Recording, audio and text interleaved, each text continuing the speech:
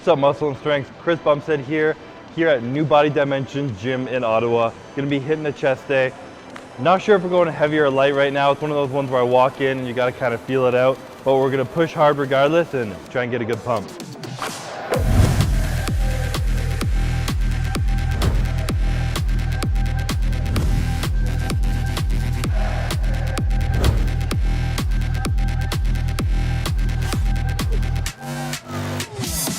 So I always like starting off chest day with a fly, and I used to kind of do it really light just as a warm-up, but recently I've switched it up and actually started turning it into like a working set.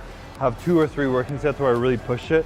It's kind of like a pre-exhaust, but it's not really enough to actually tire you out to really affect any other heavy compound movements afterwards. It just really gets the muscles, the blood flowing through and gets your body primed, ready to go. And my favorite thing to do when I start with flies is I start at the highest point. So you're doing kind of like a push down, a little bit of decline one.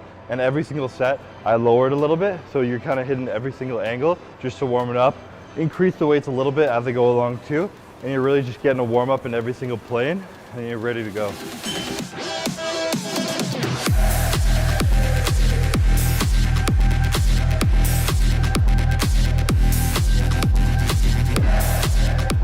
When I'm doing flies too, you'll notice most people, nothing wrong with either way of doing this, most people have a staggered foot position, where they have one foot in front of the other.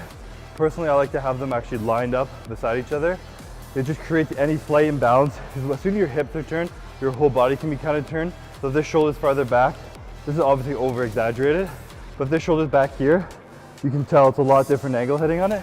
Not only that, but because you have a little bit less of a base, it doesn't allow you to kind of push off that back leg and really swing into the rep.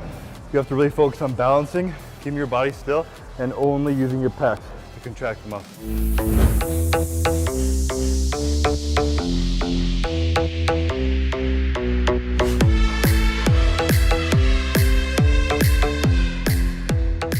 I think everything in this world is what you make of it. If you have tight muscles, bad form, anything you do can be bad.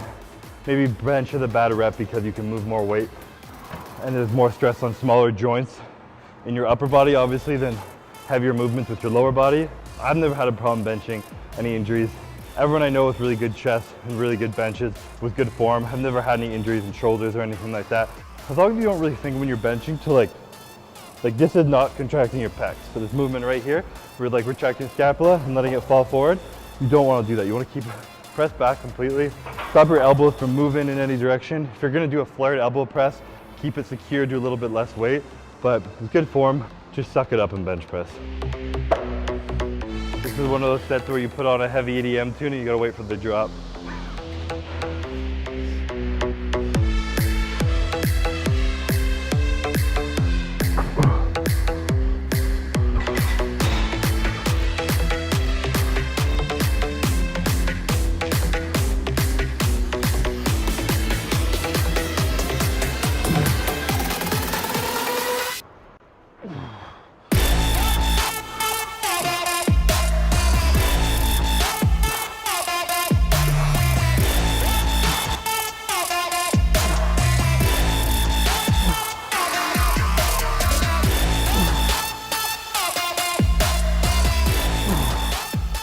I've learned one thing from traveling around, seeing bodybuilders, coaches, going to shows.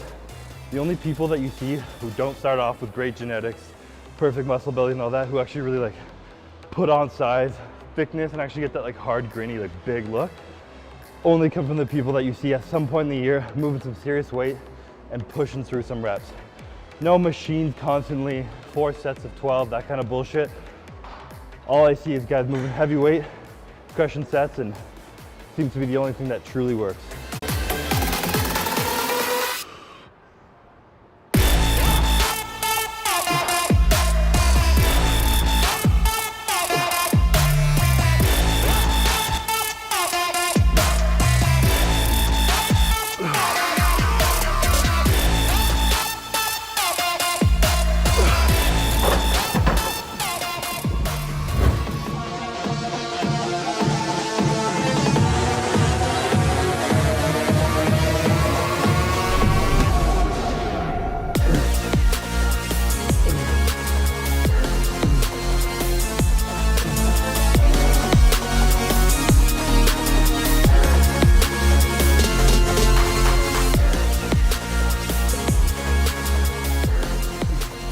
It's only 120 pounds, but it makes it look ridiculous.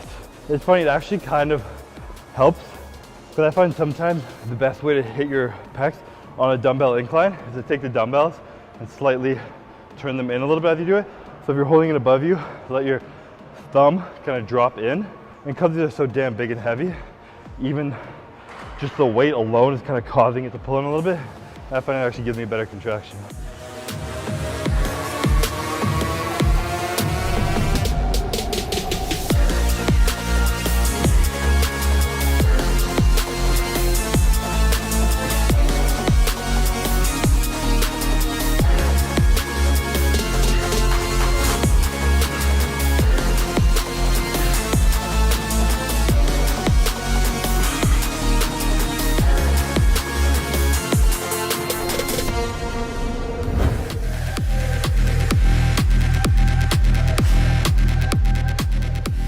I would like to, at some point in my workout, do superset, drop set, some kind of thing that's just gonna flood the muscle with a lot of blood. And now I'm gonna do a fly and a press superset.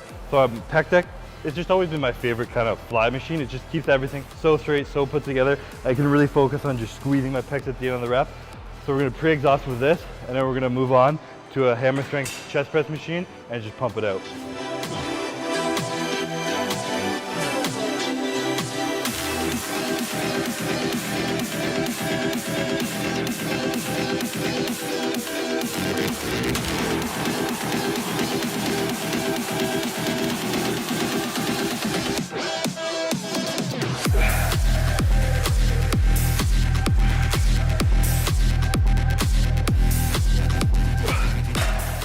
One thing I've always noticed with just about every single style of decline, hammer strength, press machine, if you're automatically gonna roll your shoulders like this, because no one's really that flexible. So when you're doing a machine like this, don't worry about the stretch so much of the movement, just focus on the final point, the lockout, and just really keep the rep short and really contract the muscle.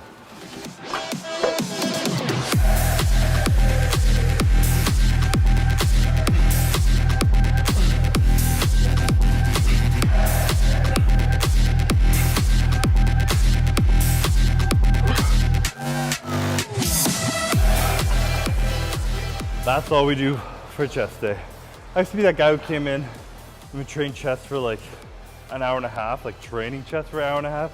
I'd do like 8 exercises and just like not be able to move the next day, be cramping up at night and just destroyed for a while.